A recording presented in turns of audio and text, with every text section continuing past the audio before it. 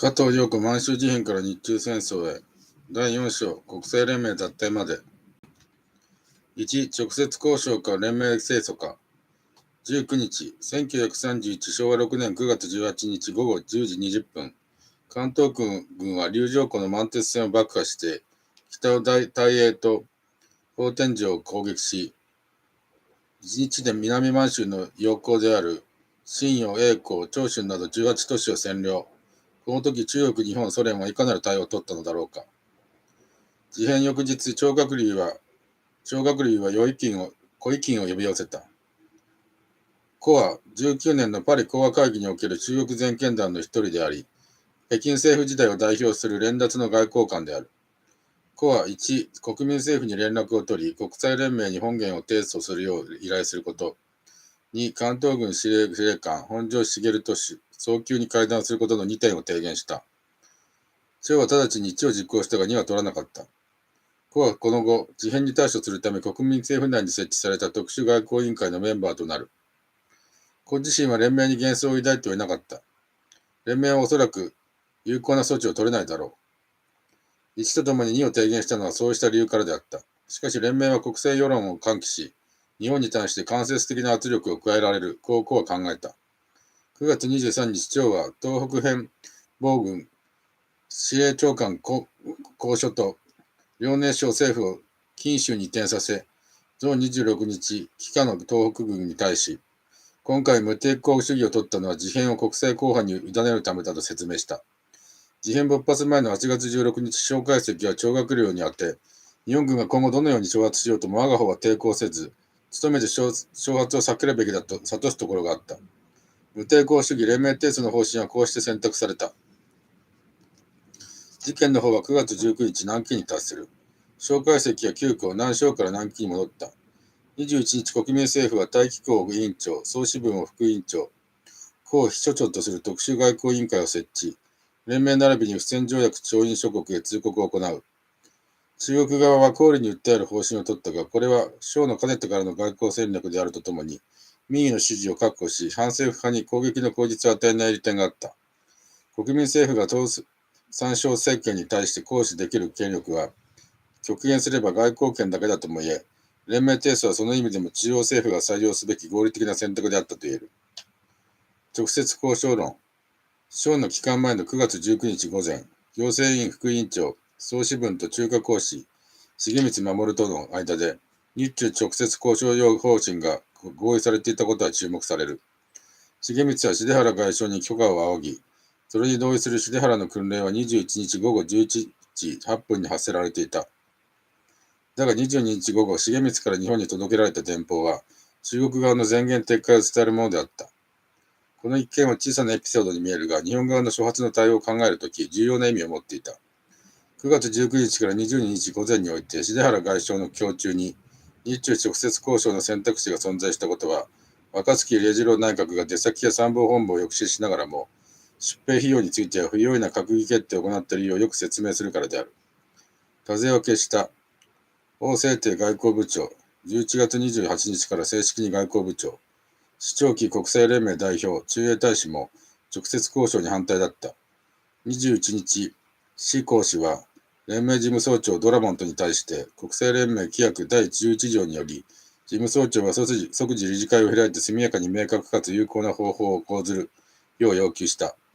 連盟理事会は英仏独位日5カ国の常任理事国と、9カ国からなる非常任理事国の代表、全体で14名から組織されていた。この時は中国、スペイン、グアテマラ、アイルランド、ノルウェー、パナマ、ペルー、ポーランド、ユーゴスラビア。再度の直接交渉論。連盟理事会は9月30日、満鉄付属地への日本軍撤退を勧告する決議をまずは採択し、2週間休会した。10月9日、重原は日中直接交渉によって対抗協定を成立させた後に、関東軍はもともといた駐屯地に撤兵させる旨を閣議決定し、12日、谷正幸外務省アジア局長から小作品駐日公使に伝えさせた。それに対して中国側は特殊外交委員会において重原提案拒否を決定する。連盟が日本軍の撤退に失敗した場合はアメリカに依頼し、9カ国条約に基づいて日本に対する経済制裁を定義する方向を取ることとした。特殊外交委員会にはある意味、シデハラ外交への楽観があったように思われる。委員会はシデハラのほか、西園寺金持や牧野則明などの宮中グループ、海軍の条約派、金融資本家、華中、華南で欧米と取引のある貿易業者など、日本国内の穏健派、和平派の存在を重視した。事実、10月21日の委員会では、東京においては軍部とそれに反対する勢力の対決が激化し、南次郎陸将以外すべて和平派であるとの小中日公使の報告が読み上げられていたのである。中国側が強く出れば、日本の穏健派の意見が政策に反映されるようになるはずだとの読みであった。この委員会で聴学寮を代表する形で委員会に出席していた小井金だけが、シデハラ提案に応ずるべきだと主張していたのは注目される。9月30日付の連盟理事会決議を日本に遵守させるのは不可能だろう。理事会は決議を当該国に強制する権限を持たない。よって連盟の監督と協力の下で日中間で直接交渉を行うのがベストだとコアは主張した。この判断はシデハラ外交の特質を考えるとき的確なものであった。しかし会議の達成とはならなかった。シデハラ外交の特質。シデハラは満州問題を当事国同士の直接交渉で解決しようとしていた。シデハラがベルサイユ・ワシントン体制や国際協調の忠実な信奉者であったのは間違いない。しかし同時にシデハラには、満州問題などの懸案は当事国同士で解決するしかなく、国際問題として処理すべきではないとの判断があった。こうしてシデハラの立場は29年の中ソ紛争一見の対応からも明らかである。この点、多くの日本の知識人もまた満州問題を日中二国間の国際法上の問題、とりわけ国際法を守らない中国の問題であって、他国が介入すべき国際問題ではないと考えていたことに注意したい。知識人の見方がシデハラだと同じだと言っているわけではない。国際法上の解釈の差を詰めていけば、日中間の黒白が決せられるはずだというのが知識人の見方であったとすれば、シデハラは国際法上では黒白が決せられないこそ、二国間での実利の取引が必要だと認識していた。国際問題ではなく、二国間での解決志向という点だけで一致していた。このように見てくると、満州事変勃発後には、シデハラと小井金の直接交渉路線、聴学寮と蒋介石の連盟提訴路線、この2つがあったことが知られる。武力が発動された後での日中直接交渉は、結局のところ中国側を一層圧迫するものとなったはずだとの批判もあり得ようが、交渉の当事者がシデハラと子であった可能性を考えれば、この選択肢が実現しなかったことは惜しまれる。事実、中国側は33年後半、連盟提訴路線を取ったことを自ら批判的に総括することになる。英米も、イギリス外務省文書の示すところによれば、イギリス外務省極東部もまた、中国は満州における日本の権益について日本の奴らと交渉しなければならない。さもないとどのような結果になろうとそれに責任を負わなければならないと考えていた。サイモン外相は11月24日の閣議で閣僚を説得した際、次のようなメモを残している。政策、対日融和。中国に対して他人だけを相手にするな。自分の本分を尽くせ。16条、経済制裁の条項に乗り換えるな。日本に対して我々は制裁を望まない。国際連盟に加わっていなかったアメリカもまた実のところ連盟理事会の関与に慎重であった。国務省極東部長のホーンベックは理事会が10月24日に関東軍の撤兵を11月16日までと期限を付したことに対して問題だと考えていた。撤兵要求に応じなかった日本側の判断に対してホーンベックが正しいとコメントしていた。日本側は15年の南満州及び東部内蒙古に関する条約の上の権利に基づいて干渉したのであり、他国の介入は極めて慎重を要する問題であると考えていた。このように見てくれば、二国間協議で行くとのシデハラの選択、シデハラ提案に応ずるべきだとのこの主張は、当時の国際環境から考えて、共に妥当なものであったとみなせる。不拡大と経費支弁。第二次若槻内閣が19日の閣議で不拡大を決定し、内閣の方針は金谷半蔵参謀総長と南陸将からの停止訓練となって関東軍と朝鮮軍に達した。20日21日と連日閣議が行われたが、朝鮮軍の一路団を満州に出動させる必要があるとの南陸将の説明は閣僚に支持されなかった。このような状況において、林千十郎朝鮮軍司令官は21日、春温ウィジュにとどめ置かれた旅団を独断で満州へ派遣する命令を発し、関東軍もまた満鉄沿線から離れた吉林への派兵を独断で決し、中央への通報を故意に遅延させた。21日午後5時、金谷参謀総長は、朝鮮軍司令官の独断専行により、混成旅団が越境した事実を奏上する。その時点では未だ関東軍への増設について閣議決定されていなかったことから、総長は自己の責任で増援の採火を医薬上層、統水事項について統水機関の長などが大元帥たる天皇に直接上奏することで仰ぐ決心をしていた。これを奈良武次侍従部官長と鈴木貫太郎侍従長が止めた。いわく、正常は首相の承認なく許可せられることなかるべきをもって、このごとき無法の挙を避けるべきであると。閣議決定のない増派要求をたとえ総長の医薬上奏によっても天皇は承認しないとして取り次ぎを拒絶した。ここで閣議が増派要求を拒絶し続ければ、総長と陸将は身体を問われることとなったはずであった。しかし22日開催された閣議において若槻内閣は両義的な決定を下した。関東軍への朝鮮軍増派は依然として認めないが、兵は出てしまったのだから政府として経費は支弁するというものだった。経費支弁は比較的安易に決定してしまった若槻と秀原の脳裏に、総支部の意向を伝える重密伝があったと考えるのは自然なことのように思える。他力本願、増兵は賛成しないが経費は支弁するとの若槻の決定は、外局の多難な将来を暗示するものだった。9月21日、イギリスが金本位制を離脱したとニュースに、金本位制維持にかける井上淳之介蔵書を窮地に立たせた。10月17日に未然に発覚した橋本金五郎による軍部内閣樹立のクーデター計画10月事件もまた、内閣の取り得る選択肢を狭めた。このような状況下に若槻は、言論の西園寺や牧野などの宮中グループ、重臣を集めた会議を開き、連盟理事会からの関東軍撤兵要求を乗り切ろうとした。しかしそれは西園寺と牧野の間に生じた、1、重臣会議開催に関する可否。西園寺は反対、牧野は賛成。2、満州事変の拡大を阻止するために挙国一致内閣を是とするか、憲政浄土を維持するための政友会単独内閣を是とするかなどをめぐる意見の相違。西園寺は政友会単独内閣、牧野は挙国一致内閣支持などから奏功しなかった。内大臣秘書官長、木戸光一の若槻への質問にも冷たいものがあった。木戸は日記に若槻を他力本願なるは面白からずと評し、閣議の結束不足を憂慮していた。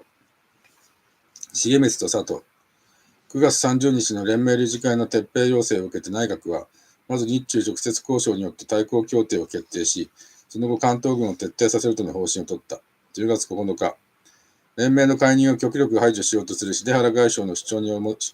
よるものだが、この時期、中核講師であり、33年から6年にかけて外務次官を務めた重光の影響も見逃せない。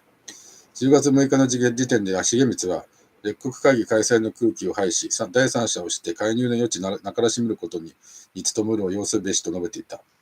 重光は、王の広州国民政府と省の南京国民政府の分裂を重く見た。中国側が分裂しているならば、日本が強硬に一貫した姿勢で通すのは意味があり、第三者の介入を排する方が有利であると重光は考えた。全く異なる対応を愚信する外交官もいた。連盟で奮闘していたベルギー大使佐藤久武である。重光と同じ10月6日の意見愚信では、アメリカをオブザーバーで参加させようとする連盟理事会の方針に反対した重原の硬直した姿勢を批判した。全然連盟を介入せしめずとする従来のご方針を継続せられるにおいては、日本は欧州問題については連盟の擁護者たるも、自己に直接関係ある問題に対しては連盟の排斥者たるべく、右は決して世界の世論を我に有利にならしむるゆえところにあらず、関東軍と陸軍中央、南陸将を率いる陸軍中央は南満州を領域とする新政権樹立の線での事態収拾を図ろうとした。関東軍参謀部の片倉が作成した資料によれば、9月29日の時点で南から関東軍司令官本庄茂に宛てた指針には、政権運動に軍の関与するは、陸軍を自滅に導くとの深刻な施設があった。しかし、第3章の3節で見たように、ソ連が万全でない時期に、国満まで国防線を上げていくことを最大のメリットと見ていた石原らが、陸軍中央の新政権樹立論に納得するはずがなかった。10月2日の時点で石原は、満蒙問題解決案を策定し、関東軍参謀の会議では、満蒙を独立国とし、これを我が保護のもとに置く方針が決定された。石原は北満に駐兵を認めざれば、何らの価値なしとも述べていた。独立国の範囲が北満を含めた東北4省であることは否定されようもなかった。10月24日の連盟理事会では、日本軍撤兵期限を11月16日までとした決議案が提出され、日本の政府で不成立となる。理事会決議は全会一致が必要。このような状況に接した関東軍は、11月7日、軍の関与を云々し得ないような民族自決論による東北4省を領域とする独立国家化を選び取っていく。関東軍参謀部法律顧問、松本保が起草した大綱は、極めて率直に日本の意図を述べている。独立政権と条約を締結し得ざる以上、これを意のままに動かすことは絶対に不可能である。独立政権でダメな理由は条約が締結できないからなのであった。となれば関東軍の軍事的な戦略は中東鉄路の北まで口実を設けて進出すること、近州に東北軍の根拠地を移した張学良軍が満州に帰還しないよう爆撃を加えること、この時点に絞られてくるはずである。正常な認識を持っていた人間には南陸将が述べたように陸軍は自滅の道をたどっていたように見えただろう。吉野作造は悪逆旧軍権、張学良政権のことを退け、新楽土の建設を望む関東軍司令官の声明との新聞の見出しに接し、日記にこれでは日本の軍人はまるで義和団だと断じた。南は重原外交と親和的であった宇垣家と言われた陸軍主流派に属する軍人であったが、この力のある陸将をもっても、勝負中枢に勤務する中堅エリート将校層、いわゆる中堅幕僚層を抑えることはできなかった。そのことは31年6月、南陸将が極秘に組織した満蒙問題解決のための委員会のメンバーの顔ぶれからも明らかであった。本委員会は6月中に軍事行動の行使を含む満蒙問題解決方策大綱を決定するが、日本の将来を左右する決定が勝負の課長級将校によってなされるようになっていたこと自体注目される。陸軍上層部と中堅層の力関係は事変前から変容し始めていた。生命線と生活区、20年の新四国借款団交渉の際、日本側が満蒙権益に関する列強的除外を英米列国に求めた時の説明は、我が国防並びに国民的生存上の必要というものであった。この時点での国民的生存という言葉は満蒙を除外するための習字に他ならなかった。しかし29年10月24日、ニューヨークの株式市場の大暴力に端を発する世界恐慌が日本に波及すると現実が習字に迫ってきた。31年7月21日、政友会本部でなされた松岡洋石、当時衆議院議員の講演は、生存の危機と生活苦を国民の実感として結びつけた点で特筆すべきものとなった。松岡は言う、今日の外交は国際的事務の処理に出しているが、本来あるべき外交は国民の生活、すなわち経済問題を基調とし、我国民の生きんとするゆえんの大方針を立て、これを遂行することにあると。国民や外交が直ちに自分たちの生活問題に重大緊密なる交渉を有するものであると知るべきだとして次のように宣討した。現に国境漁業で我が国が退却し、また不安に陥った場合、漁網を救う司法ではたちまちにして注文が減ったではないか。米国では生糸の値段が下がり、また日本生糸の需要が減ずれば、たちまち悲惨な状態を我が農村と生糸界に起こしてきたではないか。農林省の農家経済調査によれば、年平均の農家所得は29年には1326円あったものが、31年には650円と半分以下になっていた。この年、労働組合組織率 7.9% と同盟企業件数864件は、戦前の最高を記録した。それまでは輸出業者や同席業関係者を除き、満蒙問題に関心を持つ国民は稀だった。目の前の生活苦が満蒙は生命線との主張に説得力を与えたと言える。満州事変の最初の死者は農村出身の兵士だった。満州に駐留していた第二師団、仙台は、多くは宮城、福島、新潟の農民兵士からなっていた。藤井忠俊によれば、最初の戦闘での死者は、仙台歩兵第4連隊の兵士で29名。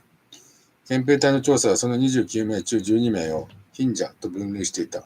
職業の内訳は農業16、無職3、労働者に商業、漁業、教育、石膏、大工、八百屋、桶屋、履物屋各1名などとなる。兵役は義務であったが、中等学校以上の在学生徒には徴収猶予があったこともあり、貧困層からの徴収率、召集率が高い結果となっていた。31年12月には120万を超える寄付金が陸軍に寄せられたが、連盟での論戦が沈静化して32年1月には寄付金の額は半減した。国民の戦争熱は一気に燃え上がったものの、一気に沈静化した。新聞と無産党の沈黙。33年に亡くなる吉野作造にとって満州事変による社会の変貌は予想以上に起きたものだった。吉野にとっては満州事変が日清戦争や日露戦争などとは全然性質を異にすると見えたので、国論の一致を解く俗論には同調すべきでないと考えていた。この事変には大義がないと見られるのに、大新聞の論壇や無産党側の言論行動には、国民の良心を代弁する自由かつ遠慮のない批判が一向に見られない。それはなぜなのか。満州が領土切上の特殊地域であることは、国防的意義からは国際社会も認めていると吉野は言う。だが満州を経済的に見て日本のための特殊地域であるからといって軍事行動を起こしたのであれば、それは帝国主義的進出と言わざるを得ない。土地も狭く資源に恵まれない国が土地及び資源の国際的均分を主張するのは理屈として正しい。しかし土地や資源の獲得の調整は強力なる国際組織の統制によってなされるべきだ。かしても盗塁の水は飲むなと子供の頃から教えられてきた吉野にとって、新聞と無産党の沈黙は最も遺憾であり意外と思われた。赤道青年が聞いた満蒙の欲やを頂戴するという軍部のフレーズと、当選の水は飲むなという吉野のフレーズは鮮やかな対象をなしている。吉野が嘆くような新聞の変化は、満州事変や対連盟外交の速報が求められる中、東京や大阪の大新聞と通信社の勢力が地方を席巻し始めたことと無縁ではなかった。明治の民党の伝統以来、地域で大きく分けて政友会と民政系とに新聞紙が二分され、中央の大新聞の地方版を圧倒していた。戦争ともなれば、速報力と写真報道が新聞の大きな武器となっていく。多数の飛行機と写真伝送機を有する大阪朝日と大阪毎日の大阪県西が地方紙に本来あった多様性を侵食していった。名古屋では21年の時点では民政系の名古屋新聞約9万部と声優系の新愛知約17万部が競っていたが、満州事変後は大阪系西の勢力が大きくなった。無産政党も苦しい事情を抱えていた。実のところ無産政党にとって敗戦運動と兵士の待遇改善運動は不可分のものとして進められてきた。25年に結成された農民労働党は、徴兵より起こる家族の経済的窮乏に対する国家保障を政策として掲げ、農民労働党分裂後も右派の社会民衆党、中間の日本労働党、左派の労働農民党、すべてが一様に兵士の待遇問題を挙げた。32年1月の選挙スローガンにおいて全国の労農大衆党は、含む兵士家族の国家保障を挙げた。2月から3月に発生した玉川電車騒ぎは、会社が出生労働者3名を解雇したことに端を発したものだった。31年に制定された入営者職業保障法は、退官後の復職を定めたものであったので、会社による解雇それ自体は法律違反ではなかったが、陸軍省は葬儀に対して法律の条文を盾として、応召者を遇し、労使の協調和解を破るがごときは、個人の花と遺憾とするところとの声明を発し、葬儀や企業側が解雇を取り消し、日給支払いを認めて妥結した。同党は陸軍の介入を評価し、欧州小作農の耕作地をめぐる地主との葬儀においても、陸軍の介入を期待するようになった。含む兵士家族の国家保障を選挙のスローガンとして掲げた全国労働大衆党は、帝国主義戦争反対も掲げ、候補者を都市部に集中させ13名を立候補させた。しかし当選したのは杉山元次郎と帝国主義戦争反対との党方針に同調しないで選挙戦を戦った松谷与次郎の2名だけであった。同党の委員長であった麻生久は一般社会の戦時的機運を感じ敗北感を味わった。その上で麻生を守った軍部をこの勢力は資本家的宿題を濃厚に帯びているとのことであるけれども、それが単なる常識的反資本家的感情に過ぎないのであるか、科学的に反資本主義の思想の上に立っているのか明らかではない。としながらも、世界恐慌下での軍部の政治進出によって、現時代が明治維新直前に必すべき時代となったの認識を持つようになっていった。犬飼の外交。内相の足立健三は政友会と民政党の連携によって、政党の信用を維持しつつ、対外的国難を打開するための政民連携を模索していた。足立は緊縮財政を否定する政友会と連携するため、井上財政の転換を図った。ここで早晩日本は金本位を離脱し、金輸出を停止させると予想した内外銀行筋や商社によるドル買い円売りが始まった。井上ははじめ あくまで金本位制を維持するため、横浜正金銀行にドル買いに売りをじさせる一方、日本銀行の公定防衛を引き上げ、金融を逼迫させることでドル買い筋の資金を断とうとした。売られた元は当時の価値で7億円を超えたという。これはドルを買う銀行筋とそれを阻止する井上の戦いであったから、井上も途中で引き返せなかった。日銀の金準備高は半減し、金利引き上げは不景気をより深刻化させた。井上は32年2月9日、農村青年、小沼翔によって射殺される。絶命弾事件。私の説得は成功せず、若槻内閣が31年12月11日総辞職する。13日、犬飼剛政友会内閣が誕生した。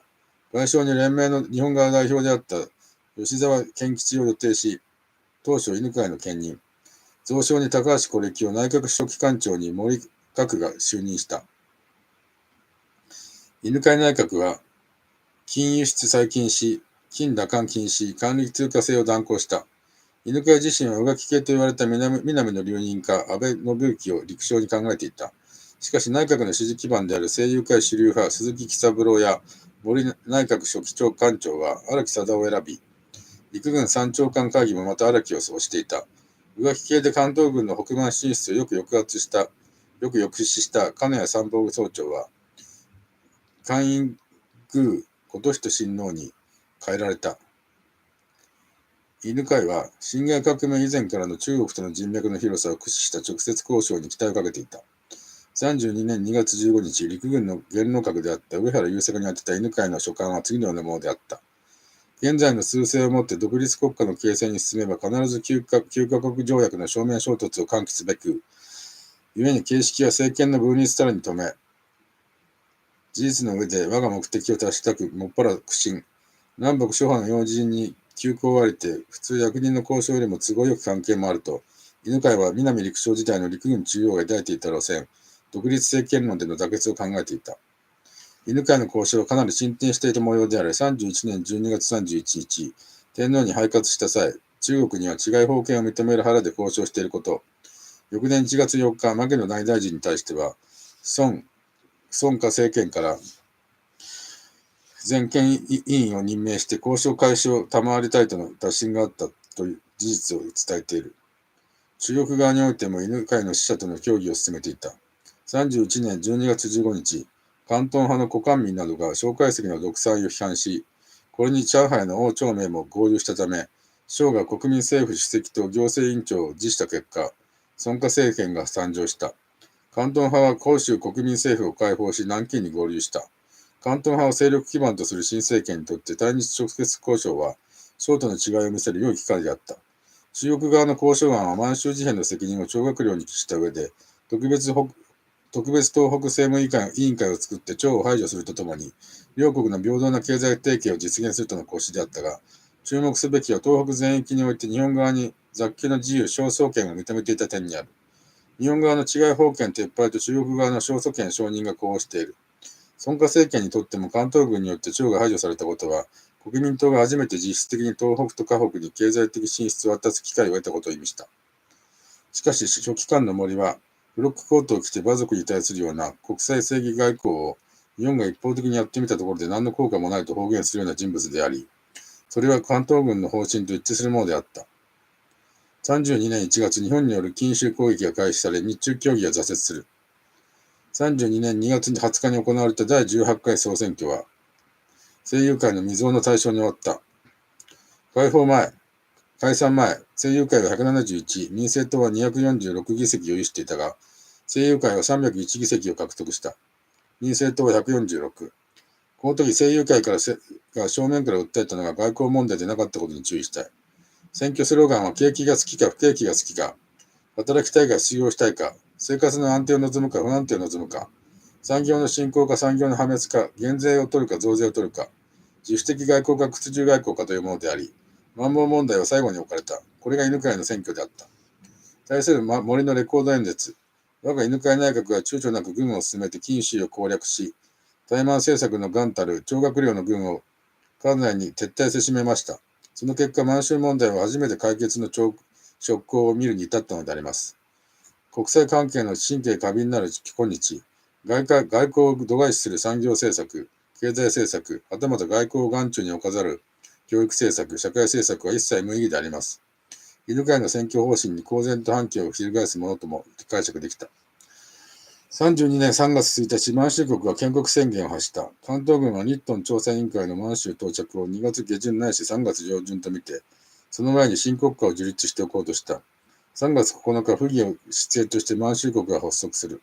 しかし内閣は満州国の国際公法上の承認を行わないと決した。ソ連。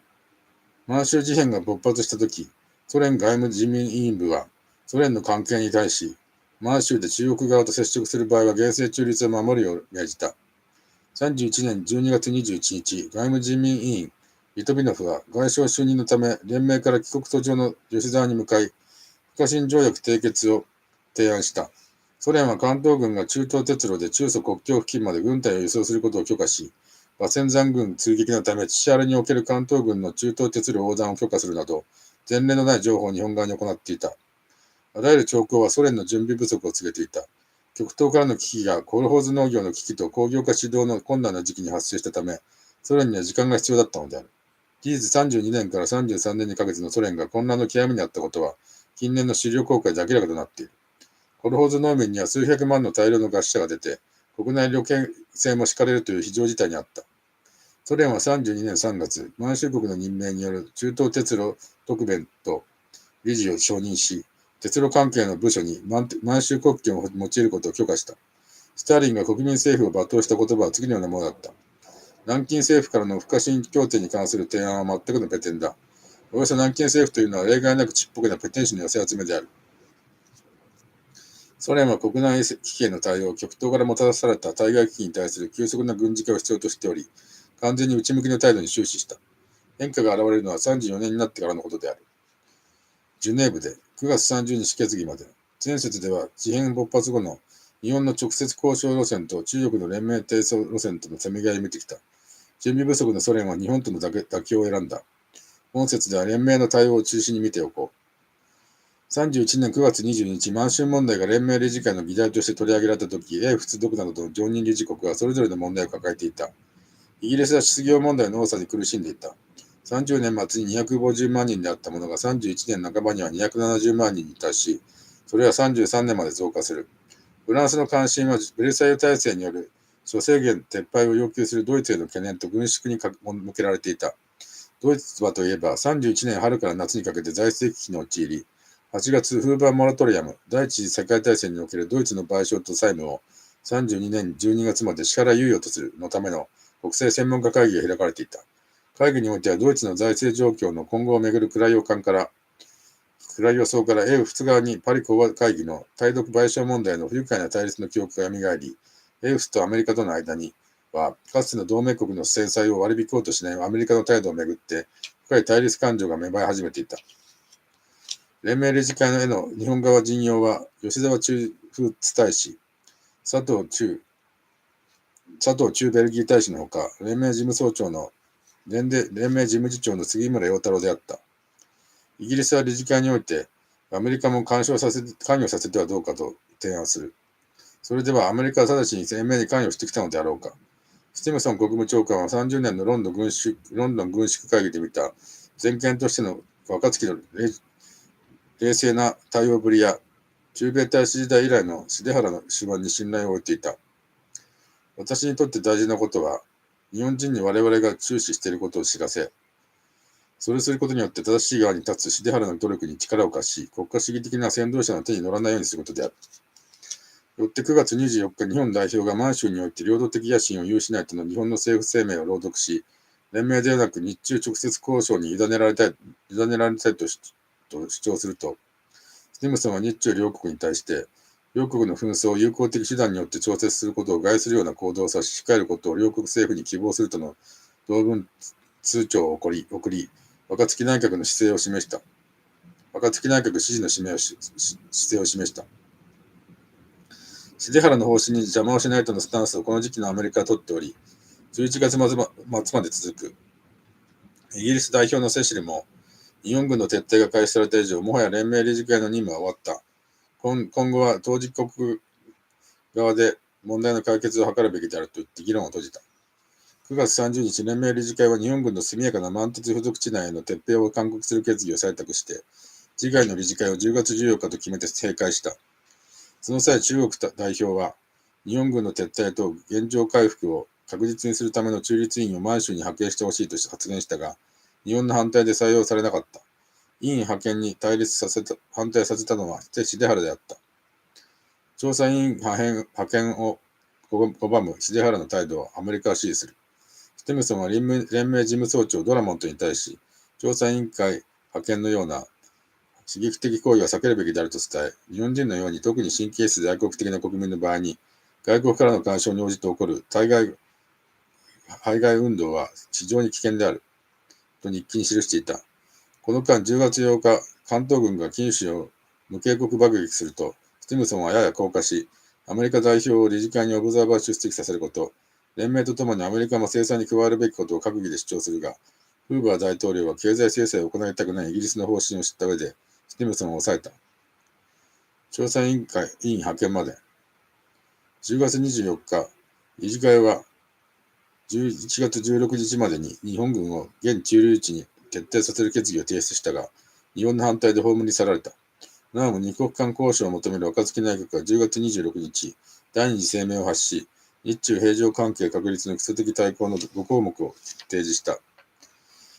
1、総合的侵略政策及び行動の否認。2、中国領土保全の尊重。3、相互に通商の自由を妨害し、及び国際的憎悪の念を扇動する組織的運動の徹底的取り締まり。4、満州各地における日本人の一切の平和的業務に対する有効なる保護。5、満州における日本の条約上の権益の尊重。この案を見た北京大学教授古敵、省や王からの信頼が厚かった中国第一の知識人は、総支部に書簡を送り、本案での交渉開始を進言する。胡錦金も10月28日、中日双方の面目を損なわず、かつ中国に利する道を探し、両国の行き詰まりを打開すべきと蒋介石に再び愚信した。しかし国民政府首脳はこの意見を受け入れず、あくまで連盟の解決を求めた。その後、満州の独立国家化を決意した関東軍中堅幕僚が、新国家に参加すべき正確者たちの躊躇を除くため、北満、南は近州まで軍事的に制圧する作戦を実行しようと図った。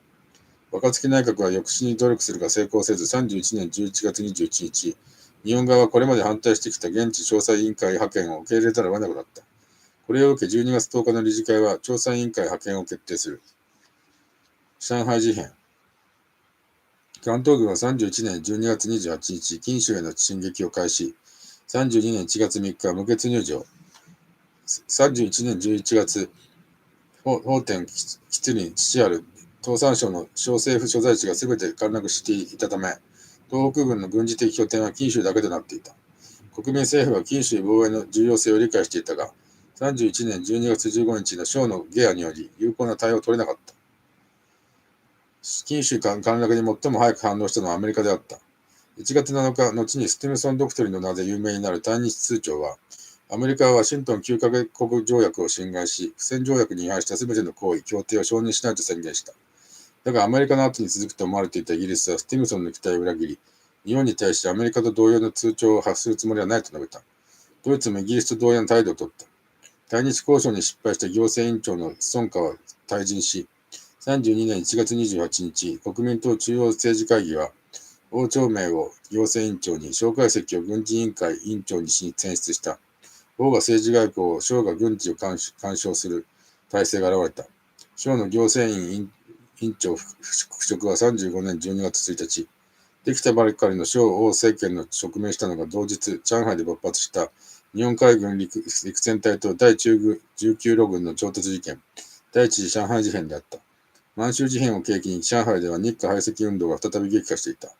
居留民の生存を脅かすほどの排日地運動がなされたのは確かであったが、上海の居留民人口の 55% を占める中小商工業者層の反中国熱もかなり強かったと言える。居留民の行動は当時の上海総領事の村井倉松が上海事変史の中で、当時我が国の信用を出したことは一通りでないと書く類の強硬なものであった。上海においては日本人経済界の各分野の代表、上海日本商工会議所、在華紡績同業会、上海工業同志会、三井物産、三菱商事などに外務、日本総領事館と軍、陸海軍駐在武官の代表を加え、28年6月の時点ですでに金融会が結成されていた。まさに上海事件の起きた32年1月28日を発行日とする金融会パンフレット78号は、自衛権の発動が満蒙問題の解決にのみ終わってはならず、上海における反日運動の根絶にまでいかなければならないと強く訴えるものであった。国民党の信奉する対外指導原理はただ、革命外交による打倒帝国主義あるのみである。シナ自身の自覚的覚醒と転身等を期待し得ざる以上、唯一最高の方策は一切を破壊した後に立て直しであるのみ。事変は日本の軍事干渉を熱望する居留民の排外熱と、それに呼応としようとした海軍の勇み足から生まれたとも言える。当時陸軍砲兵官であった畑俊六は、海軍次官左近次製造が1月26日に語った内容を次のように日記に書き留めている。陸軍は満州にて大いに働きあれば、今度は南にて海軍の番なりと大いに頼むところあることを述べ、無理に仕掛け、陸戦隊は大日の陸戦隊にあらず、2000人野砲装甲自動車あり、大丈夫なりと述べたる。第19路軍は、広州国民政府系、すなわち関東派が所有していた唯一の極刑部隊であったので、孫家政権時代、関東派の求めによって南京と北京に駐屯していた経緯があった。小王政権にとっては統制しにくい部隊であった。それでも小は第19路軍への統制を開始し、日本疎開に隣接した防衛任務を帰化の憲兵第6弾に変え、自らの直轄精鋭部隊である第5軍のうち第87師、88師を極秘に上海に派遣し、第19路軍の名前のままで用いた。32年1月28日現在の比嘉の兵力は、日本側は海軍特別陸戦隊の固有兵力と佐世保呉両鎮守府からの増派性兵力を合わせて1833名であり、中国側は今日意識の強い第19路軍33,500名であった。日本の劣勢であり、中国軍を疎開の境界20キロの外に後退させるとの作戦目標を達成できたのは、陸軍の2個師団が新たに増派された3月1日であった。日本側が相手にしていたのは、実のところ蒋介石の中央直轄軍であったのだから、激戦となったのは当然であろう。死傷者は中国側が14,326名、日本側が3,091名と記録されている。上海事変の勃発を受けて中国は、連盟に対して満州事変を含め日中紛争全体を規約第11条ではなく、改めて規約第10条、領土保全と政治的独立、第15条、連盟理事会の紛争審査で提訴し直した。第15条での提訴の場合、理事会の過半数の評決により、勧告を載せた報告書を作成することができ、紛争当事国の一方の要求があれば、連盟総会の場に持ち込むことができるようになる。前回一致を原則とする理事会における手続きとは、根本的に異なるプログラムがこの時点でスタートしたのは、日本にとっての不幸であった。英仏の意見が集中する国際都市上海での戦闘に対する連盟の対応は実に迅速であった。2月19日の理事会では、規約第15条第9項の規定により、3月3日、連盟の臨時総会を開催することとなった。臨時総会が開かれるのは26年、ドイツの連盟加入の審査以来7年ぶりであった。代表を送った国の数51カ国。まさに総会の開かれようとしていた3月3日、日中両国は停戦する。3月11日、総会において19人委員会の設置が決定される。総会議長、紛争当事国を除く12名の理事国代表、秘密投票によって選挙された6名の委員、合わせて19名からなる委員会を設置し、1、上海事変についての停戦を確定する。2、31年9月30日、12月10日の理事会において採択された決議の実行を注視する。3、総会に対する陳述書の提出の3点についての任務を負った。記憶に留めるべきは、上海事変勃発前の12月10日に派遣が決定されたリットン調査委員会についても、その報告書の実行については、19人委員会と総会が当たることになった点である。上海事変が満州事変とリンクした意味は誠に大きいと言わねばならない。上海事変は現地において英仏代表の斡旋によって32年5月5日、停戦協定が成立して沈静化する。日本軍が撤退するのは7月1日のことだった。7月17日だった。調査委員会の人用。調査委員会、俗にリットン調査団のメンバーは、英米仏独位の5カ国から選定されていた。調査団が6ヶ月の調査期間の後に、理事会に提出すべき報告書は最終的に総会と19人委員会の手に委ねられることとなった。第15条による提訴の場合、第16条の制裁も視野に入ってくることが、日本側には悩ましかった。メンバーの経歴は以下の通り、イギリスのリットン伯爵は、父がかつてのインド総督であり、自らもベンガル州の知事を務めた委員長にふさわしい人物と言えた。アメリカのマッコイ少将は、アメリカのキューバ占領統治に関わり、28年のニカラグア動乱、ボリビア・パラグアイ間の紛争解決委員会議長を務めた。フランスのクローデル中将は、シナ駐屯軍参謀長、仏領インドネシア軍司令官などを歴任した人物で、当時フランス植民地防衛委員会主席、ドイツのシェネー博士はドイツ領東部アフリカ総督を務めた人物で植民政策家、イタリアのアルドロ・バンディ伯爵は中独大使の経験もある老練の外交官。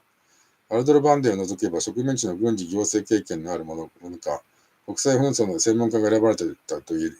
える。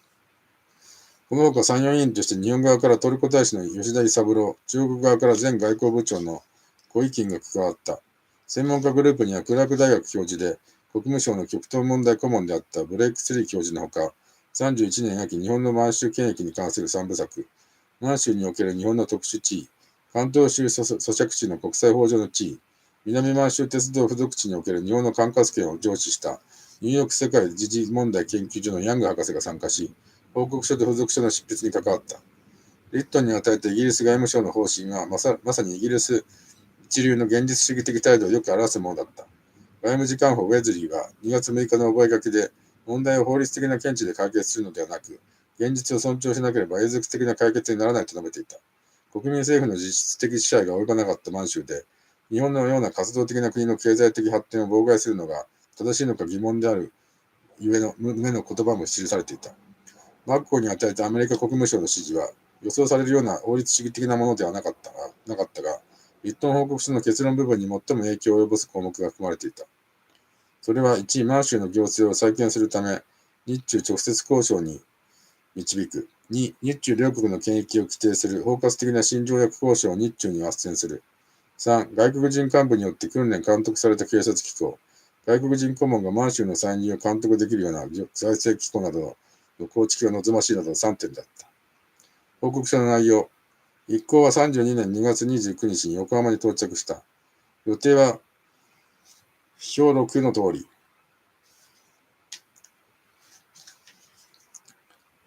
リットン調査委員会の予定。2月29日、横浜着東京。3月11日、神戸発。14日、上海着。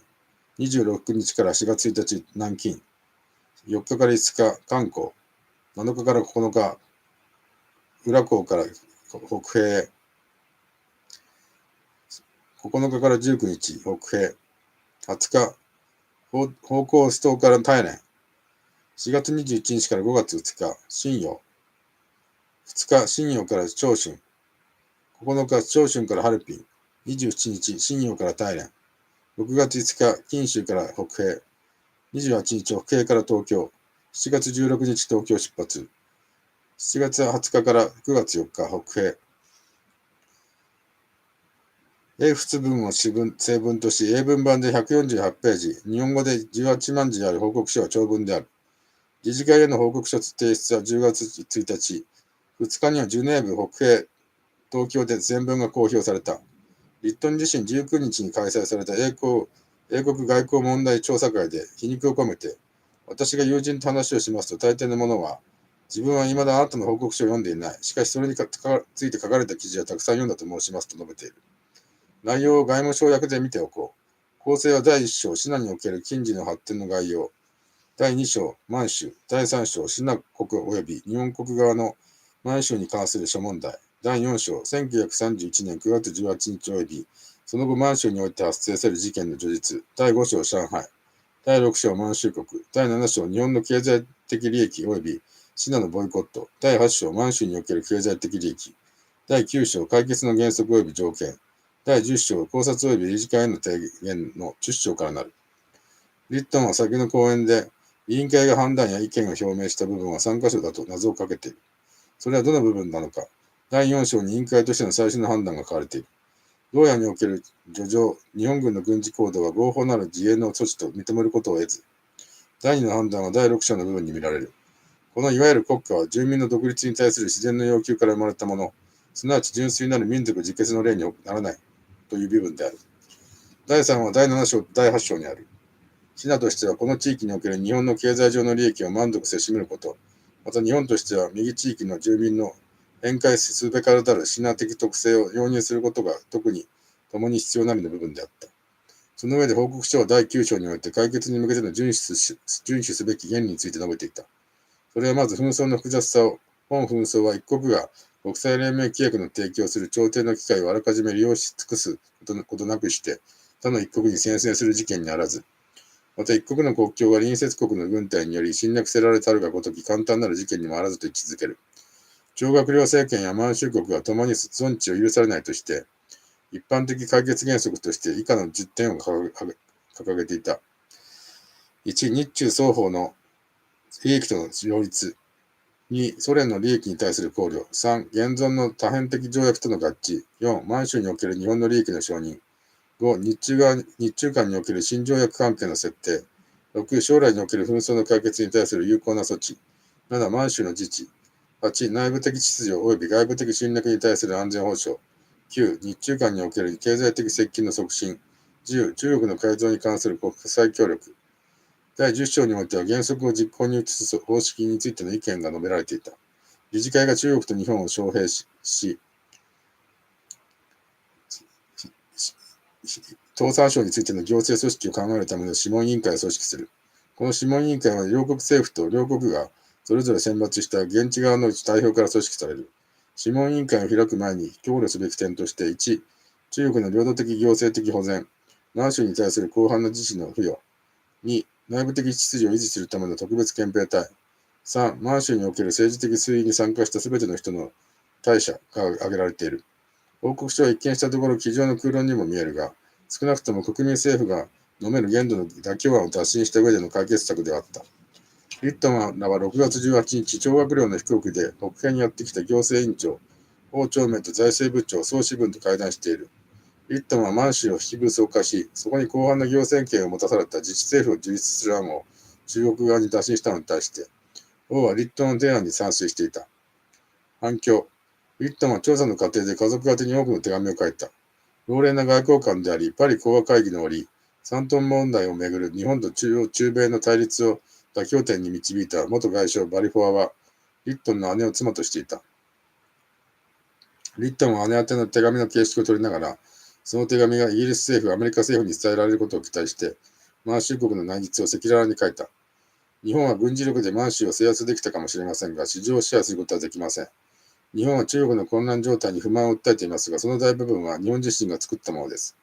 満州国というのは明らかに欺瞞でした。リットン自身の同情は紛れもなく中国にあったが、報告書がそのトーンで貫かれていたわけではない。報告書を読んでイギリス外務省極東部顧問のプラットは、報告書の最重要点を、一国の国境が隣接国の軍隊により侵略せられたるごとき簡単なる事件にあらずとの第9章の一節におき、日本のやり方を弁護することは困難だとしても、その奥にある内容を見れば、正義の明かりは日本側に傾いているとし、制裁や日本の推法などは問題外だと見ていた。アメリカ代表のマッコイは32年8月の時点で、日本側は報告書の調子に満足するだろうと述べていた。マッコイとしては日本側の貿易業者や距離面を悩ませた反日ボイコットを解決するための方策が日本を満足させると判断したのだろう。事実、専門家メンバーの一人は西園寺の首相、原田熊夫に対して次のように語っている。要するに日本のすべての権益を十分に認め、ことに21か条を認めさせる。ただ、日本がシナの総主権を認めなかったこと、すなわち満州国の独立を承認したことは甚だ遺憾であるというようなことが書いてあって、内容は全体的には日本に対して非常に好意的である。確かに報告書は第一章で日本は本章において記述せられたる無法律状態により、他のいずれの国よりも一層多く苦しみたりと書き、第二章で満州の重要物資の管理権を習得することにより、当局、張学良政権は、外国の豆類買い入れ業者、中んずく日本人に対し、高価買い入れを余儀なからしめ、もってその収入を増大せんとしたと書いて、趙の悪性を認め、第7章では、ボイコットが合法的なラインで行われているとの中国側参与員の主張もあるが、本委員会の有する証拠はこれを支持しないと明快に書いていた。さらに第9章と第10章に示された解決の原則のうち、1は、1、日本人に十分な割合を配慮した外国人顧問の配置。2、日中鉄道の合弁。3、対日ボイコットの永久停止。3、4、日本人居住権、勝訴権の全満州の拡張へ、などは日本側に有利だった。先に警察や財政機構についての国際管理案がアメリカ国務省のマッコイへの指示に含まれていたとしたが、国際管理にあたっては、日本側の権益を事実上温存するための配慮がなされていたのは確かであった。リットン報告書を受理するため理事会が32年11月21日開かれ、日本全権松岡洋石と中国全権胡意金の演説がなされ、報告書は日中の意見書とともに11月28日の理事会において総会へと移されることとなった。連盟特別総会は12月6日からジュネーブで始まる。日本側の主席全権は松岡、中国側は元慶慶であった。19日、19人委員会の任務は、規約第15条第3項の和協手続き、同第4項の勧告手続きに対して、総会の下で作業を行うこととされた。吉野作造はその日記に噂されたより以上に日本に不利なので、新聞の漏調も険悪である。しかし公平に見てあれ以上日本の肩を持っては、演出の訴追を免れないだろう。欧州的正義の常識としてほとんど完全なするところなしとしてか、と報告書への評価を記した。32年10月3日、特殊権益論への最終判断。イギリスの外務省プラットが注目した第9章の一節は、日本の行動を規約第10条違反だとする中国の主張を退けるために置かれたものと言えた。報告書のどこにも日本の行動を連盟規約、不戦条約、9カ国条約違反だとした部分はなかった。だが31年9月18日の行動を自衛権発動とし、満州国独立を民族自決により説明した日本側の主張は退けられた。関東軍の謀略だと知らされていなかった国民は、自衛権と民族自決が認められなかったことに憤慨したであろう。だが事変の当事者である関東軍や為政者にとって、自衛権と民族自決による説明は、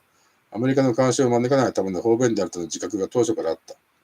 日本側当事者にとってより衝撃的であったのは、第3章、新羅国及び日本国間の満州に関する諸問題中に叙述された日本の満蒙特殊権益に対する評価にあったのではないだろうか。そこには次のような記述があった。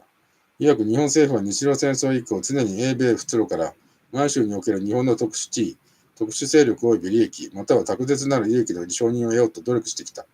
しかし努力は部分的に成功したにとどまり、要求が明快な文書で承認された場合にも、こうした軸を含む国際協定または了解の多くは、時の経過とともに正式に廃棄またはその他の方法によって消滅した。日露協約、石井ランシング協定などはその例である。ワシントン会議における9カ国条約も、また勢力範囲の発想を否定したものである。時勢は変化したにもかかわらず、満蒙に優勢権があるとする日本の態度だけが変化しなかったのだと。こう述べた後、報告書は特殊権益とされてきたものについて吟味を行っていた。ここでは日本側は最も憤慨させたと想像される2つの問題、すなわち平行線禁止問題と鉄道守備隊問題を取り上げる。日本側は新国政府は南満州鉄道の利益を保護するの目的をもって、外鉄道を未だ回収せざる以前においては、外鉄道付近にこれと並行する幹線または外鉄道の利益を害すべき偽線を敷設せざることを承諾するとの条文からなる秘密協定を、1905年12月23日の満州に関する日清条約で締結したと交渉してきた。第一章の立川の演説などを思い起こされたい。しかしと報告書は続ける。並行鉄道に関する1905年11月ないし12月の北京会議における市の全権の約束なるものは、いずれの正式条約中にも包含せられおらざること、問題の約束なるものは1905年12月4日北京会議の第11日目の会議録中にあるだけだと書いていた。これは正確であり、日本外交文書によっても確認できる。北京会議には日本側全権、小村寿太郎のほか、内田康也中華公使も参列していた。対する中国側全権は、謙信王遠征外であった。中国側は条約文の形式を一貫して拒絶し、日本側は議事録上の文言として記載するしかなかった。このような事情は、同時代の為政者間には自国されており、平行線の定義、艦船支線の定義など、実のところ柔軟に対処されていた。だが陸軍が展開した国防思想普及講演会において歴史の記憶の改変がなされ、条約を守らない中国側を非難する常套句として、この平行線問題は利用され尽くされてきた期間があったのである。鉄道守備兵は条約になし。二つ目は南満州鉄道沿線に守備兵を駐兵する権利をめぐる問題であった。ポーツマス条約追加約款第1条3項により日露両国は 1km ごとに15人を超過せざる鉄道守備隊を置く権利を相互に承認した。ロシアから東東進鉄道南支線を譲渡された日本にとっては、守備兵を置く権利もまたロシアから日本に継承された権利に見えたことだろう。しかしこれにも複雑な背景と経緯があった。そもそも1896年と98年の東進鉄道契約第5条においては、鉄道の安全上の保護にあたる義務と権利は清が負っていた。1902年4月8日にロシン間に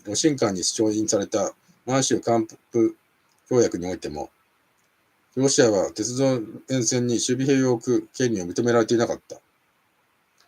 ただし、北進事変後の混乱の中で、清がロシアによって調印を強いられたと言って良い満州還付協約においては、ロシアは鉄道付属地において中国の警察からの管轄権の主張を拒否する権利を認められるようになった。つまり、ロシアが鉄道付属地で持っていた権利は、中国の警察権を拒否する権利であり、守備隊を置く権利ではなかった。こうした事実は日露戦争前、小村外相その人自身が十分知出していた。小村は開戦前、ロシア側の火を鳴らす際、この知見を有効に使った。小村は3年5月5日、在韓校の矢田志太郎領事館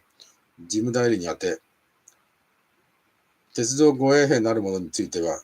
清の両国間に何らの条約があるわけにはこれなし候として、この点をロシア側への抗議に使うよう求めている。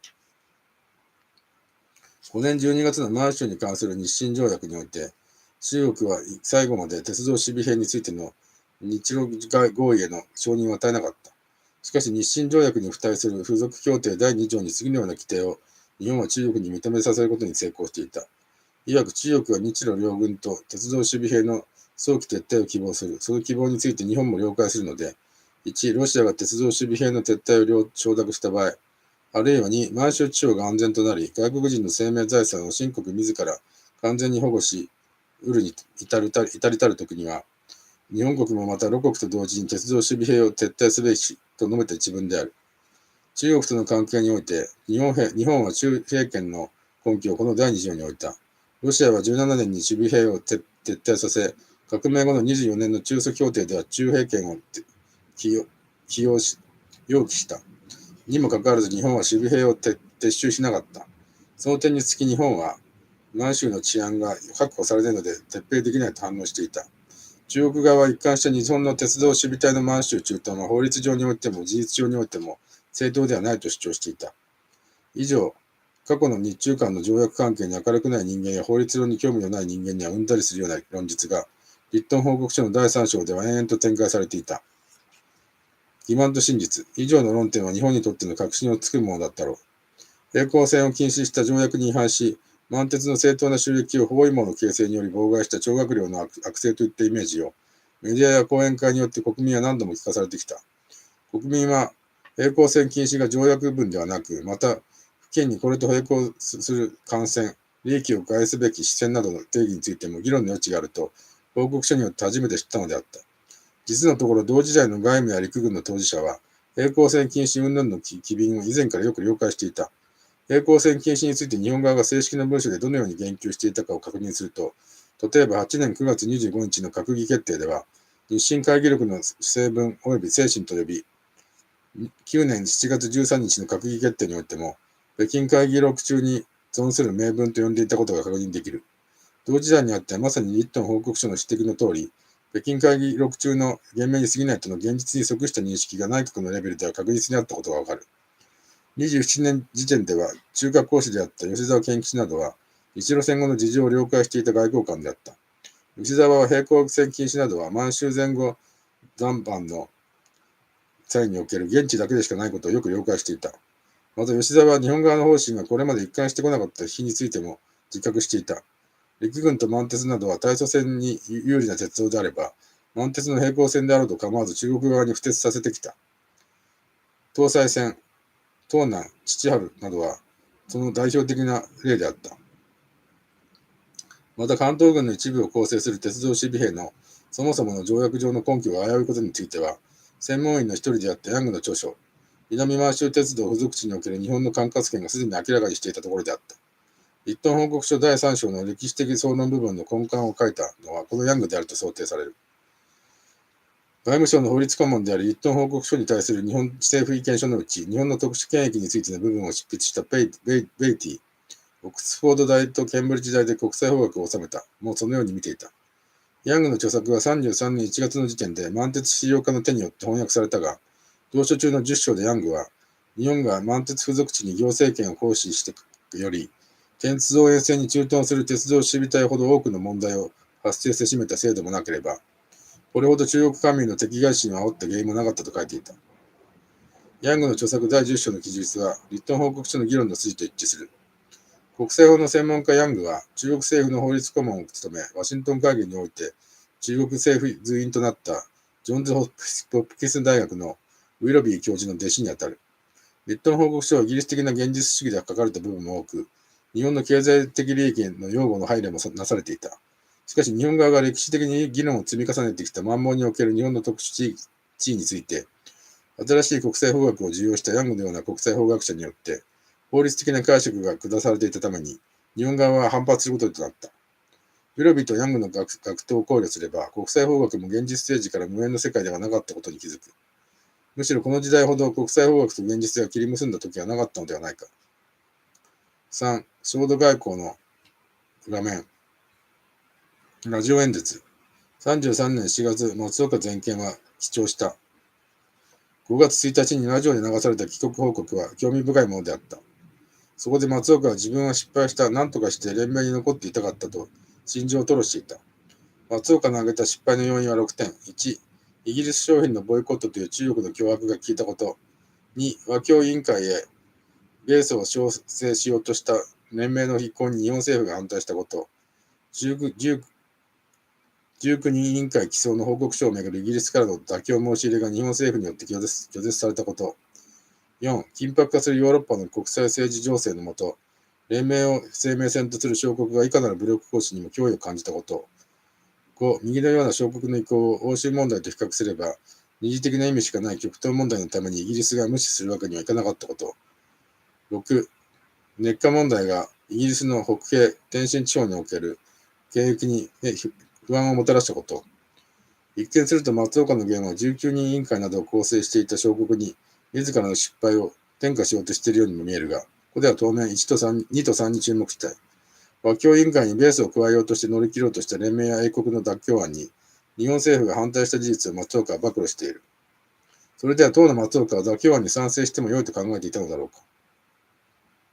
確かに松岡は妥協を説いていた。外交電報はそれを語る。32年12月10日、イギリス外相サイモンは駐英大使松平恒夫に和教委員会案を提示した。19人委員会に日中両国を入れ、連盟非加盟国である米ソも入れた委員会を組織するとの妥協案であった。しかし、斉藤誠内閣の外相に就任した内田康也は、本案を拒絶した。強硬路線を貫く内田に松岡など出先は困惑した。松岡は、12月14日の第128号電で、本邦側にも考え直す余地あるや思考せられるにつき、米ロ小生問題のごときはむしろ重きを置かず、これを快諾して突進する方が良いと妥協案も受け入れを愚信した。陸軍側随員であった立川義継なども、アメリカを加えて妥協案で良いと考えていた。立川は陸軍大臣宛ての12月15日付秘密電で、この際大きく出て彼らの加入に同意せられてはいかがかと存ずと書き送った。アメリカ参加に内田が強硬に反対したのは、アメリカが参加すると中国が日中直接交渉に応じなくなると恐れたからであった。内田の頭には中国政府内の親欧米派の圧迫だけがあった。イギリスはさらなる妥協案を日本側に提案した。33年1月26日、サイモン外相は松岡に面会し、第15条第3項による和教委員会、米ソ傘下において、日中両国が直接交渉を図るのはどうかと尋ねた。松岡は賛成したが、1月30日、内田はこれも拒否する。訓練に接した松岡が内田に宛てた電報の一節には、切々たるものがあった。申し上げるまでもなく、物は8分目にて心得るがよし。いささかの引きかかりを残さず、きれいさっぱり連綿をして手を引かしめるというがごとき、望み得ざることは、我が政府部内に置かれても、最小利ご承知のはずなり、日本人の通兵は潔癖にあり、日本精神の徹底と満州問題の解決というごとき大問題が一曲折、もしくは19人委員会議長の内容ぐらいに強くこだわるごときことにて遂行し得るものにあらず、一曲折に引きかかれて、ついに脱退のやむなきに至るがごときは、いかんもっぱらもってこれを取らず、国家の前途を思い、この際率直に必見愚心申す。松岡は脱退は日本のためにならないと述べて、内田を懸命に説得していた。国内状況、時間を32年5月に戻そう。日本側は中国を批判する際、統治が全域に及ばず、共産軍も跋扈していると述べることが多かった。しかし、リットン調査委員会は3月に会見を遂げたばかりの小柄だが生き生きとした目を持つ犬飼首相が、海軍青年士官に官邸で暗殺されたとの大内号事件の方を満州で聞くことになる。軍部を抑えられない日本は、安定した政府と言えるのかと反問されれば、返す言葉のない社会不安のただ中に日本はあった。海軍士官、三上拓の筆になる。日本国民に激すとの劇文の一節には次のようであった。事件を起こしたのは軍人のほか、立花幸三郎率いる愛号塾に関係のある農村青年だった。日本国民よ、国家の祖国を日本を直視しよう。政治外交経済教育思想軍事、どこに広告日本の姿ありや。民衆よこの建設を念願しつつ、まず破壊だ。軍法会議では当初、首謀者の古賀清や三上などに死刑を求刑した。しかし、裁判の過程で明らかにされた農村の窮状に社会の同情が集まり、古賀三上に対する判決は禁錮15年に減刑された。確かに被告の一人、陸軍士官候補生、篠原千之助が裁判で、脳をもって元とする我が国農村の窮乏は、国家存亡の危機であります。遠からず百姓期が起こります。百姓期が起これば、子は親に銃を向けまして、骨肉愛刃物惨状を呈し、兵能は分離し、軍隊を破壊し、国体を破壊しますと述べた陳述は、切実な響きを持っていただろう。天皇は後継首相総選にあたる西園寺に希望を伝えた。それは1、人格の立派なもの。2、政治の兵を改善し、陸海軍の軍機を伸縮できる人格者であること。3、協力内閣、単独内閣は問わず。4、ファッションに近きものは絶対に不可。5、憲法用語の5点であった。西園寺は前朝鮮総督海軍大将の斉藤実を総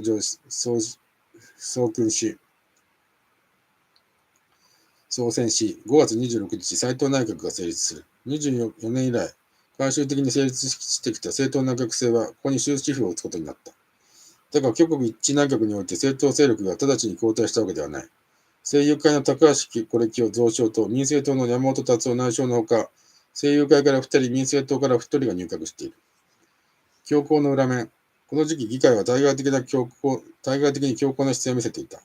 32年6月14日、第62議会、衆議院本会議において、政友民政共同提案の満州国承認決議が全会一致で可決された。満鉄総裁時代から関東軍の行動に協力的であった内田外相は、早くから満州国独立、満州国承認論を論じていた。内田にいわゆる焦土演説、国を焦土としても満州国を承認するは、8月25日の議会においてなされ、9月15日に日本政府は日満議定書を調印し、満州国を承認する。内田は日本の行動は自由であり、不戦条約には批判しない。また満州国の成立は中国内部の分離運動の結果であるから、9カ国条約に反しないと述べた。軍の論理と全く同じことを外相が述べていた。立党報告書の公表直前、満州国を単独承認した挑発的ともいえる日本のやり方には、連盟の日本代表部のほか、朝鮮総督の宇垣一茂などからも批判があった。しかし、日本軍を駐屯させ、交通機関を掌握し続けるためには、満州国を正式に承認し、同国と条約を締結しなければならないと説く主張は、次第に説得力を増していっただろう。満蒙自由国設立案対抗において、独立政権でダメな理由が条約を締結できないからとされていたことを思い出したい。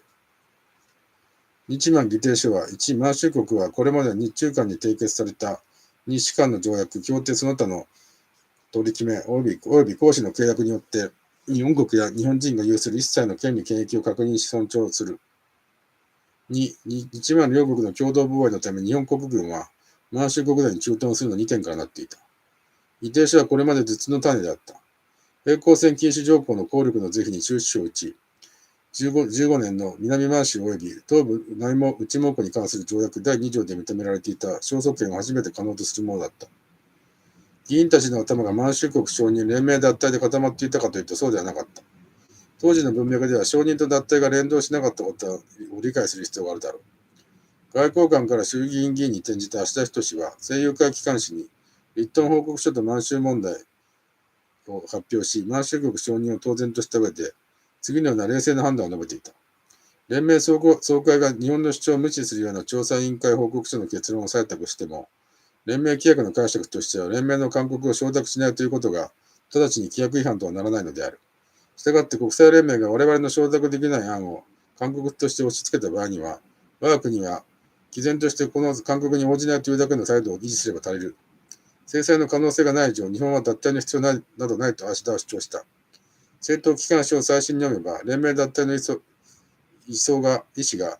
政党にもなかったことがわかる。国民の間には満州国承認と連盟脱退を結びつけ、脱退を自説などと息巻く風潮が広がっていた。東京帝大教授で、当時宮内省は外務省の法律顧問であった国際法学者の舘作太郎は、脱退論を沈静化するための議論を展開していた。脱退を急ぐ続論は、毎春事変と上海事変第1次が連動したことで、連盟規約第15条で提訴された以上、第16条の制裁の可能性が生じ、その適用を避けるために脱退すべきだと説く者が多かった。しかし、舘は言う。紛争当事国の日中代表者を除いて、連盟理事会あるいは総会代表全部の同意を得た報告書による勧告を受けたとしても、それは元来朝廷の手続きに属するものだから、勧告そのものは法律上の拘束力がなく、従わなくても法律上の義務違反になることはない。よって日本は単にこれを受諾しないとの立場を取ればよいと述べていた。芦田と同じであった。16条の制裁も15条の帰結ではない点に注意を促していた。16条が問題となるのは、紛争当事国を除き、加盟国の全員が一致をもって決定したる勧告に、大主国が服する際において、我々戦争を起こす場合に初めて損するのだと。確かに舘の言うように第16条は15条による約束を無視して戦争に訴えた場合、つまり第15条による勧告が出た後で新しい戦争を始めた場合、制裁が適用されると読める。この論点は33年の熱火作戦に際して大問題になっていくので、記憶されたい。内田外交の真意。内田の怠慢政策は確かに強硬に見えた。しかしそのことは、内田の対中政策全体が強硬であったことを意味しない。内田は中国内部の権力対立を注視していた。32年4月24日、先の行政委員長である立法委員長である孫家は、抗日救国綱領を発し、連奏を唱えた。また5月、王朝明が行政委員長を務める行政院は、国民党中央政治会議に対し即時対策復興を求めた。孫や王などは蒋介石の対争方針と阻護する決定を行ったのである。しかし、6月6日の国民党中央政治会議は、当面は不可侵条約だけをソ連と締結するとともに、ソ連の対中宣伝を阻止する案を決定し、行政院の案を退けた。さらに昭和6月中旬、西軍首脳部を秘密裏にロザンに集めた会議で、対ソ関係については現状維持にとどめ、場外必先案内、共産軍を打倒した後、日本に当たる方針を決定し、記入する小作品駐日公使を呼び、日本に対しては定型主義を取るとの方針を日本側に伝えさせていた。6月昭和第4次帰郷戦を再開する。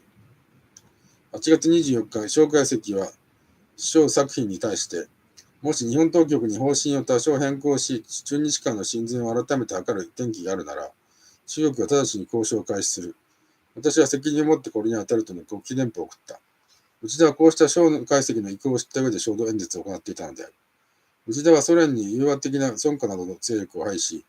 蒋王合作政権が満州国を事実上認める線での日中直接交渉へと誘導されるのを期待していた。また中国側が内心連盟の頼りにならざることは十分に承知しつつも、これにすがり、国民の手前を作ろう必要がなくなるよう、中国側を日中直接交渉に誘導すべき、連盟の日本代表に指示を与えていた。国民政府内の連奏派の圧迫を内田を狙っていたのである。32年9月15日の日本の満州国承認は、中国国内における連奏派の主張を再び説得力のあるものとした。中国はソ連が満州国承認に走るのを恐れ、不利な条件を飲んだ上で、12月12日、中ソに国交回復に踏み切った。しかしなお、蒋王政権の反共反ソの立場と、和漢旧、露韓韓、露韓大、和韓省、日本の災いは急だが小さい。ロシアの災いはゆっくりだが大きいの見方に変化はなかった。総会における波紋。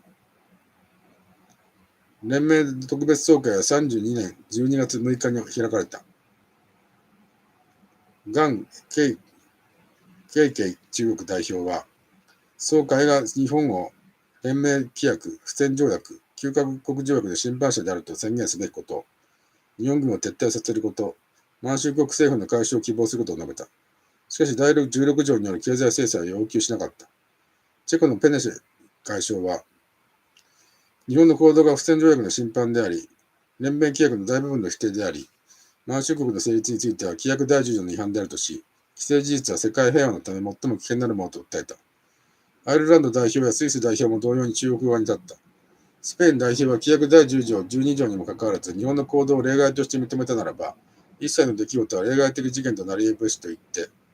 共同秩序の道が大切であると述べた。日本全権の松岡は、連盟の示すべき解決案は有効に実行できるものであり、極東の平和は完全に保持できるものでなければならないと述べた。その後も各国代表の演説が続いたが、12月7日のイギリス外相サイモンのスピーチは論議を呼んだ。サイモンはリットン報告書の第9章から、一国の国境が隣接国の軍隊により侵略せられたのがごとき簡単なる事件にもあらずの部分に言及し、中国側は自国に排外感情はないと言いながら、報告書にもあるように排外主義が原として存在しているとし、実際的な解決が必要だと主張した。イギリスが中国側を最も憤慨させたのはおそらく、要は直接交渉ということについて聞いた。もしそれが良好な結果をもたらすものならば全力を持ってこれを支持したいとの部分であったろう。中国は日本との直接交渉に挑めとサイモンを述べたのである。翌8日、カナダ代表もまた、中国は連盟加盟国に至るに必要な条件である強力な中央政府を持っているのかとの個人的疑問を呈し、今回の事件のため連盟の権威失墜との議論はあまり誇張して捉えるべきでないと述べた。イギリスとカナダの議論を聞いた小国の間には、英連邦が結託し、連盟の理想を裏切るのではないかとの衝撃が走った。サイモンや日本代表部が満州事変の特殊性を訴えたのは、少なくとも主観的には中国の統治能力を貶めることに主眼があったのではなく、自衛に対する連盟の処理が将来の自らの安全保障に直結すると怯える小国の懸念を、これは極東で起きた特殊な事件であるとの論で払拭しようとしていたものと推測できる。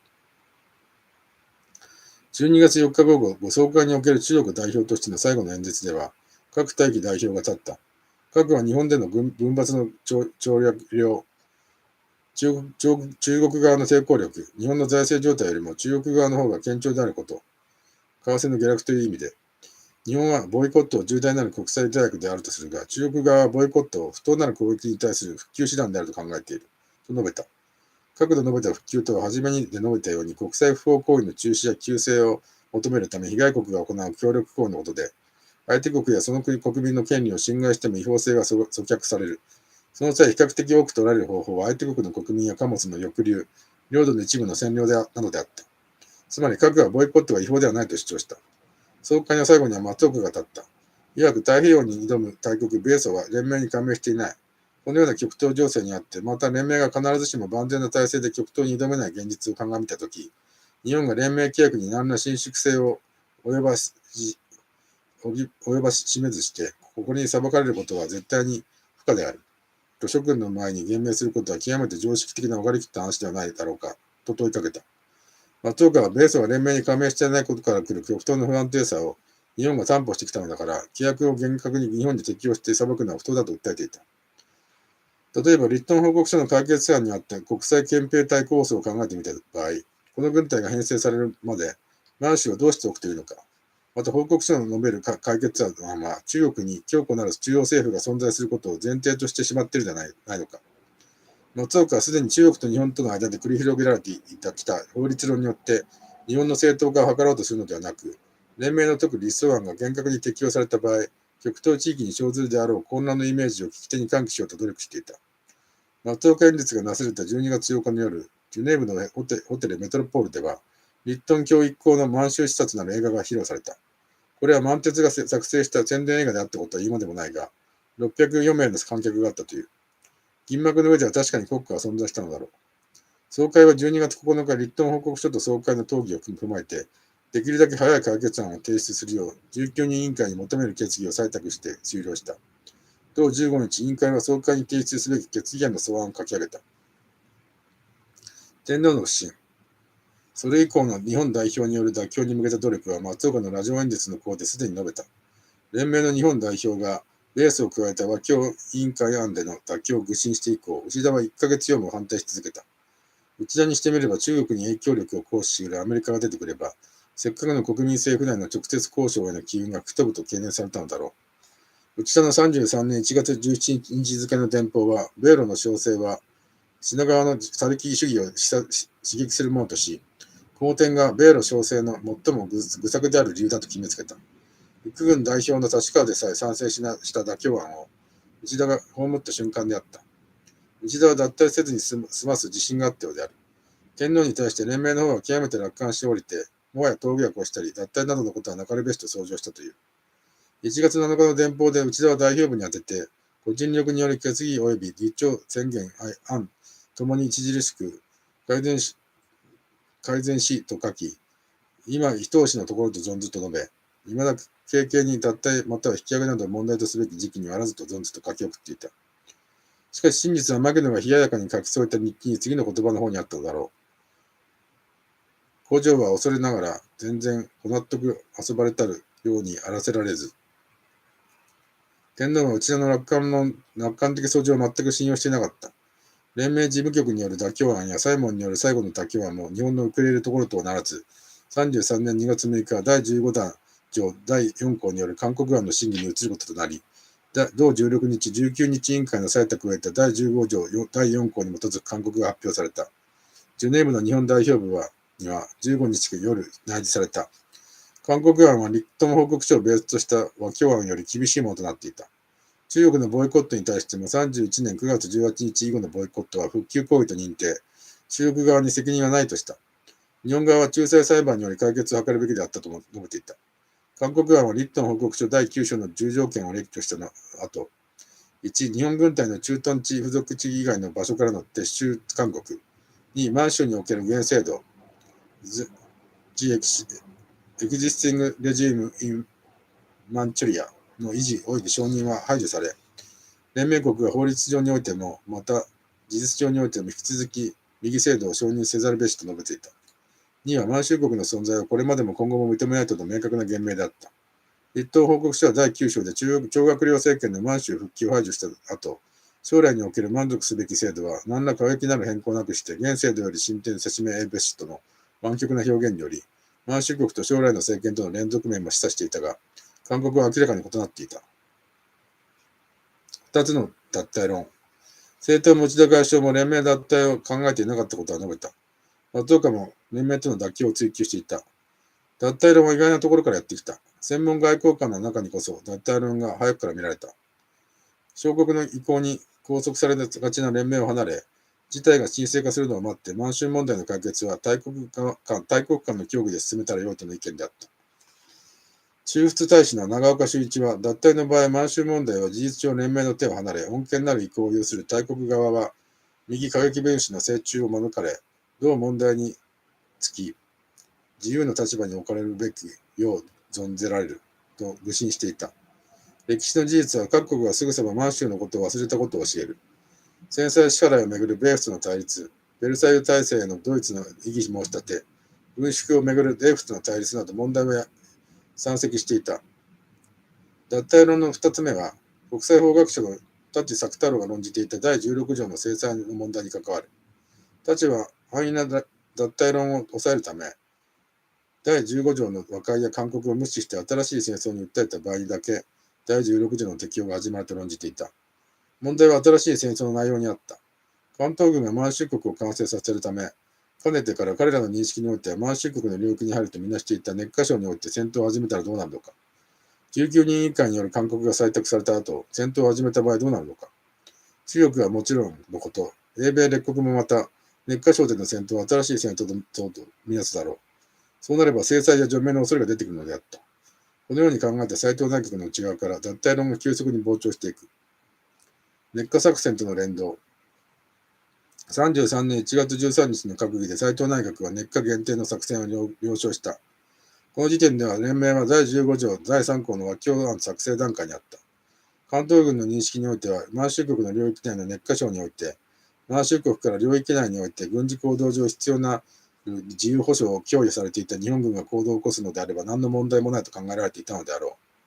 参謀本部が32年3月に作成した熱箇所併用知事によれば、熱火を獲得するメリットは、1、西と北に隣接する中国とソ連から満州国を隔離する干渉地帯とできる。2、平津地方、北平と天津、領域に際して、東からの作戦が可能となるの2点にあった。石炭の入手やアヘン収入の確保、徴学領軍の撃滅は副次的であったろう。陸軍当局が33年1月11日、熱火省は満州国の一部であることは、厳然たる事実である。したがって省内において治安を乱す者は満州国の不定分子との論理で説明を行っていた。新たな対外戦争ではなく、満州国内への警察的な血の寄せであるというのである。内田外相もまた1月21日、いわゆる熱火問題は純然たる満州国内部の問題との見解を帝国議会で述べていた。規定の計画内であるとの感覚は、参謀総長と天皇の間にも共有された。閣議決定を得て16日参大した兵員級参謀総長に対し、天皇は今日までのところ、満州問題は裁判によくやってきたが、熱火方面の問題もあるところ、十分慎重にことにあたり、先行の功を一気にかかるようにとの言葉をかけた。この一件を知った右大臣牧野は、連盟規約との関係上、熱火問題の持つ危険性に気づいたのだろう。19日、総長級へのお言葉は、統帥範囲のことに属し、しかもその影響は場合により内閣の問題にも相なるべき事柄にありにつき、首相において承知し、全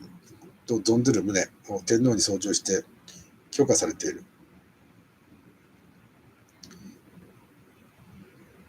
牧野の配慮により参謀総長の上奏に対して天皇が許可を与えた一件が首相にも伝えられた。除名の恐怖。事態は2月8日に動いた。現地時間で6日、連盟の手続きが第3項の和教案から第4項の韓国案に移行したことが内閣に伝えられた。斉藤内首相は、熱火攻撃や連盟の関係上実行しがたいので、内閣として同意できない。午後閣議を開いて相談するつもりだと天皇に伝えた。1月13日の閣議決定を撤回したいというのであった。和教案で妥結できる見通しがある限り、熱火作戦は危険ではなかった。だが韓国案は制裁や除名に連動する。斉藤の奏上に驚いた天皇は、侍従武官長の奈良武次に対して、過日参謀総長に熱火効力はやむを得ざる者として了解を与えおきたるも、これを取り消したし、と命じようとした。連盟にとどまろうとする斉藤の方針を天皇は支持したかったのだろう。天皇はここにおいて初めて1月16日、自ら参謀総長に与えた言葉が漆黒に転じたことに気づいた。2月11日、天皇はさらなる憂慮に襲われている。斉藤がこの日、熱火作戦を敢行すれば、連盟規約第12条により日本は除名される恐れあり、それを中止せしめんとするも、すでに軍部はご裁可を得たとして、主張を強く中止せしめるを得ず、と口中を天皇に伝えた。奈良は天皇の様子をご機嫌大によろしからずと描写している。天皇は統帥最高命令によりこれを中止しめざるやと北文して奈良に命じようとした。奈良は首相の発言はまず理解できない部分が多いとした。奈良は除名の危機があったとしても、だからといって斉藤首相が言うがままに、天皇がすでに参謀総長に与えた裁可を覆すのは間違っていると論じた。国策上害あることならば、閣議において熱火作戦を中止せしめざる道理なし、国策の決定は内閣の仕事にして閣外にいてかれこれ指導することは不可能なことなれば、熱火作戦の中止も内閣にいてなさざるべからずと。決定が間違ったのならば、内閣が天皇に頼ろうとするのは間違いであり、閣議決定を修正すればよいなどと奈良は伝えている。首相と天皇がこれを泥棒したのは、熱火満州の一部という議論の盲点に気がついたからであった。先に舘作太郎が規約第16条による除名が問題となるのは、紛争当事国を除き加盟国の全員が一致をもって決定したる勧告に、大使国が服する際において、我々戦争を起こす場合に初めてそうすると論じていた部分を思い出したい。除名は連盟規約に違反した連盟国に対してなされる。規約第12条には、理事会の報告後3ヶ月を経過するまで、いかなる場合においても戦争に訴えざることを訳すの条文があった。熱火侵攻は満州事変とは連続しない新しい戦争であると連盟が乱せば、規約第12条違反となってしまう。脱退へ、熱火作戦を撤回できない。第16条適用もあり得るかもしれない。ならば速やかに脱退すべきだとの方針を内閣が取った。2月20日の閣議は連盟総会が勧告を採択した場合の脱退を決定する。同22日、日本軍は熱下侵攻を開始する。24日、総会において勧告案の採決がなされた。投票総数44、賛成42、反対1、日本、棄権1、シャム。第15条第10項の規定により棄権は欠席とみなされるので、満場一致で勧告が採択された。第6、第8の2個師団を中心とした日本軍は、3月4日、熱下省の首都、省都、省徳を陥落させる。国民はどう受け止めたのだろうか。長野県の要禁地帯として知られた下稲地方の軍民大会は脱退を決議した。この地域では地域有数の名簿家であった森本周平を中心として、24年から国民精神削用運動が盛んであった。33年2月11日の大会宣言に曰く、満州国の独立と我が正当なる自衛権と否認し、かえって今日廃刊運動を正当視せんとするがごときは、東洋の平和を撹乱し、国際連盟の精神を自ら没却するものだというのであった。中国側から見た熱下作戦の日本側の意図はすでに述べた。それでは中国からそれを見るとどうなるか。32年5月15日、蒋介石は張学良に対し、熱下省主席、ユ・玉林の処分を命じた。ユが関東軍の主催した東北行政委員会に参加し、満州国建国宣言に署名したからであった。省は三海関、河北省と熱下省が東北軍の根拠地であったため、省にユを処罰させ、今回の件を契機に、熱下省を国民政府統治下に編入し、満州国に対するゲリラ戦の危機にしようと考えていた。しかし、省はユを直接処分するのではなく、省の直系軍である第7旅団と第16旅団を熱下に派遣することで処理しようとした。しかし、このような処置では関東軍の熱下侵攻を招くと考えた省は、32年7月、趙に対して3個旅団を熱下に進出させ、省自らも直系部隊を派遣し、ユを千春省に左遷させる案を趙に送るが、趙はその案に同意しなかった。7月20日の省の日記には、張学良の罪は売国者に相当するとの通番の言葉が綴られていた。省の商用に対して趙が応じなかったのも無理はなかった。まさに同じ頃7月21日、関東軍司令官本庄茂は、官員宮参謀総長に対し、熱下経略と張学良政権の打倒とは、すなわち縦の両面にして、両者関連して実行せられるをもって、理想となすはもちろんと書き送っていた。頂上を越えて趙の東北軍が熱下に入れば、関東軍によって東北軍は撃滅されるだろう。この時期はリットン調査委員会が北平で報告書執筆の最終段階にかかっていた頃である。その後も趙は躊躇するが、12月、熱下省に5個旅団を進駐させ、省の北上を求めた。しかし趙は、帰郷戦を理由に北上を静観した。張学良に対する省の冷淡の態度は、これだけの規模の趙の直系部隊があれば、日本は攻撃してこないと観測していたからである。省はその日記に、日本が国内から5個師団を動員させない限り、熱下省への攻撃戦は無理であると記していた。しかし現実は趙の予測を裏切り、2月23日、関東軍2個師団による熱下侵攻作戦が開始された。2週間も経たずに熱下省が陥落したことで、省は趙の辞任を求め、3月9日、趙は辞任する。